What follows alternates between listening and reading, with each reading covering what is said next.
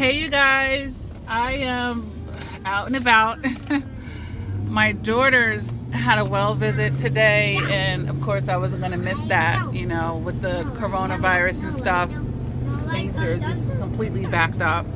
Their regular appointment had got canceled and months and months ago because it was right before shit hits the fan, basically, or right when shit hit the fan. Yeah.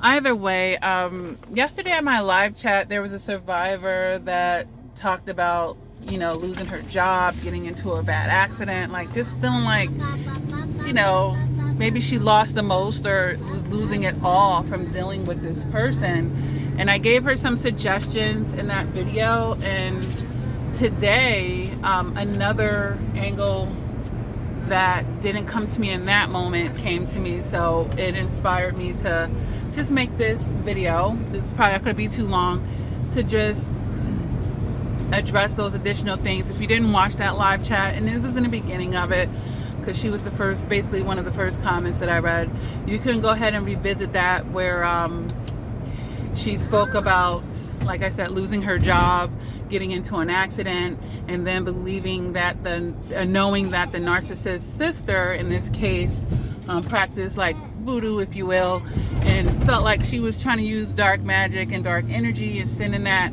negativity into her life.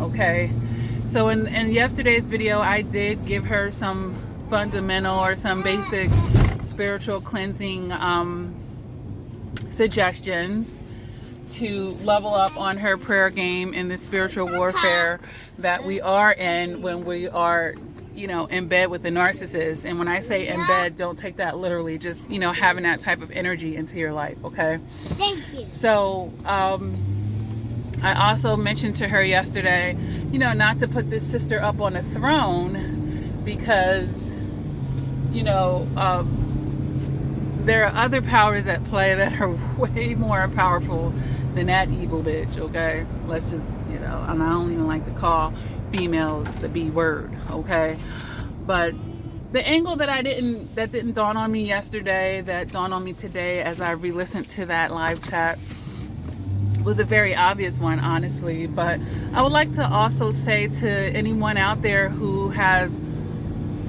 someone's trying to call me, of course. I have a very busy phone line, you guys. But either way, if you feel like you've lost everything dealing with this person, you know, I want to give you some things to comfort you in this time, and some perceptions to let you know that everything is going to be all right. Now, first of all, you know, I do believe in a higher power, you guys, and when we take a step back and we look at the bigger picture of this situation, and oftentimes when we're in these type of relationships, we are so thrown off of our purpose. We are so off course. And, you know, the God that I serve, he does destroy things that need to be destroyed for the greater good of yourself. But he's taken stuff away from you to give you something better. So, you know, a lot of times during those seasons, you're going to feel like it's a season of loss. But honestly, it's a season of loss so that you can have a season of gain. Because, yeah, those setbacks are setups for a major comeback.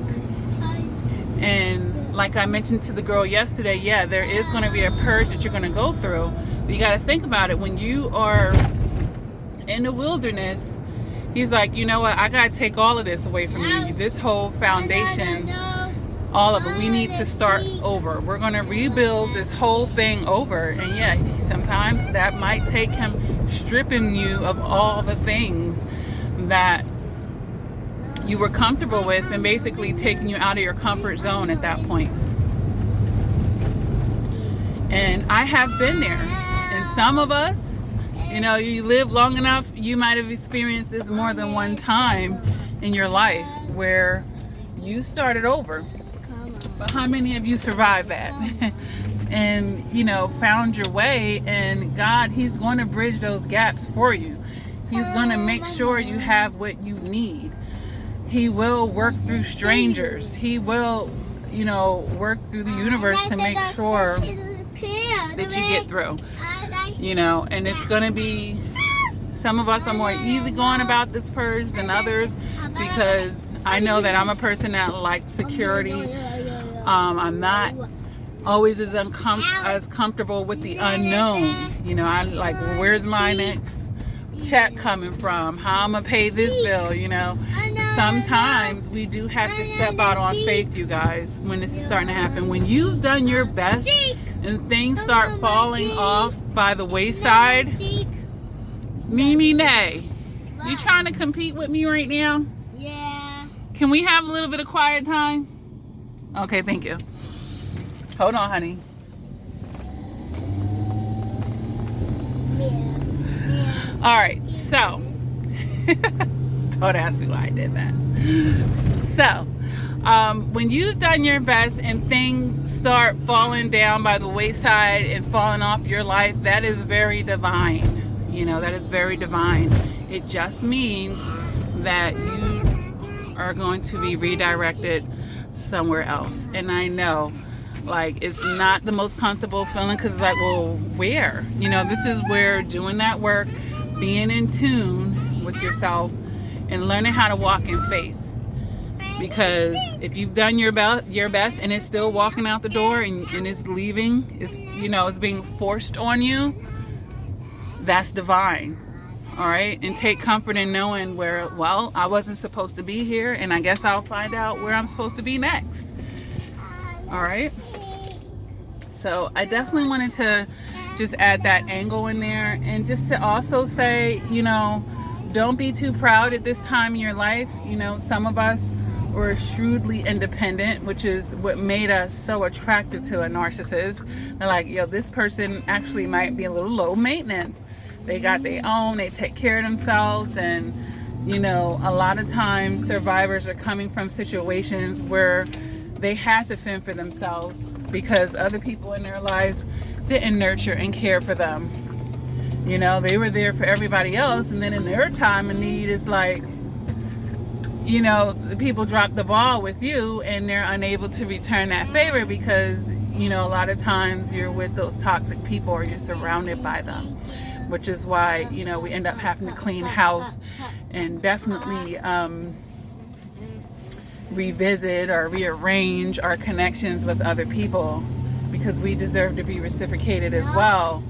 We deserve for someone to come through for us in our time of need.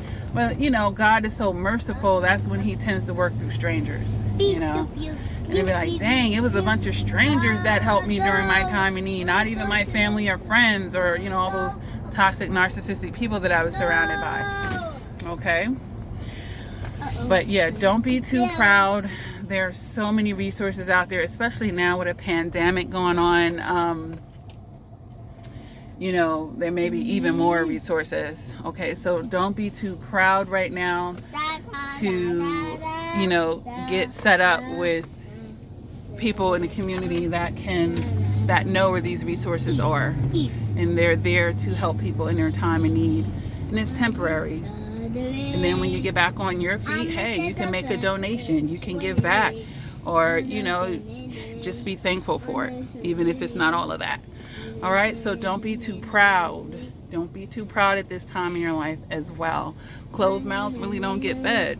You know, there are survivors that come to me and they'll be like, hey, Coach Lakia, I want to get coaching from you, but I really can't afford it. And I've never turned a survivor away because they couldn't pay 100% of what, you know, my full price is. I've always worked with every budget.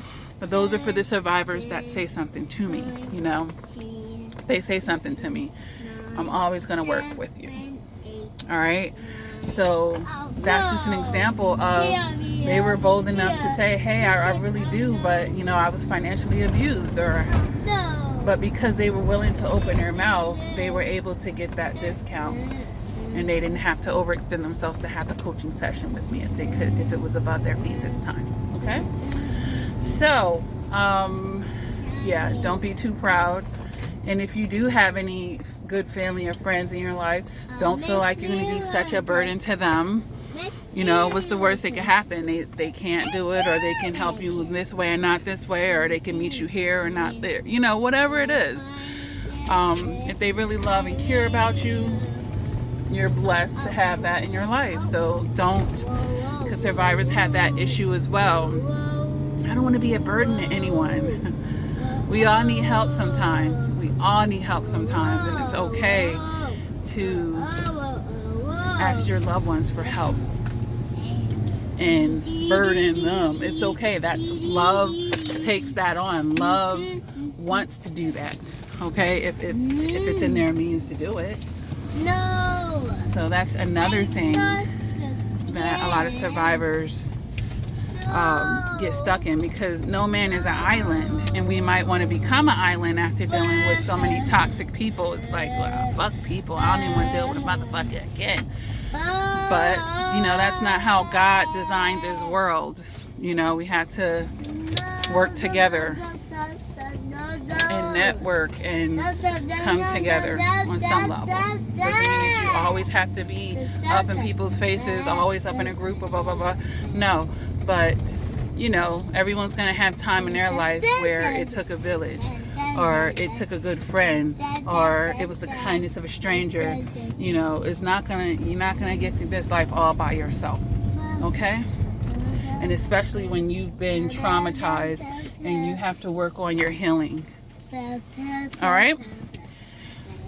With that being said, you guys, I want to also mention to you, let me reverse here.